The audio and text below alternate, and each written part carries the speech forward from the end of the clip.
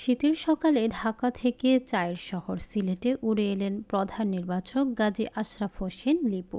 উদ্দেশ্য তামিম ইকবালের সঙ্গে বৈঠক। সিলেটের গ্র্যান্ড সিলেট হোটেলে 2 দফায় সাবেক এই অধিনায়কের সঙ্গে বৈঠক করেন প্রধান নির্বাচক। কিন্তু বৈঠকের পরও আসন্ন চ্যাম্পিয়ন্স ট্রফিতে তামিম খেলবেন কি খেলবেন না এই ইস্যুতে এলো না চূড়ান্ত সিদ্ধান্ত।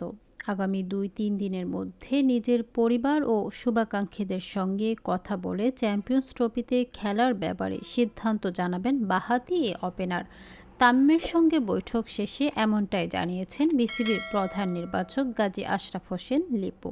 চ্যাম্পিয়ন্স ট্রফির জন্য দল প্রায় চূড়ান্ত করে ফেলেছেন নির্বাচকরা। অপেক্ষা শুধু তামিম ও সাকিব আল হাসানকে নিয়ে। এই দুইটি নাম নিয়ে ধোঁয়াশা কাটলে 12ই জানুয়ারি দল ঘোষণা করবে বিসিবি।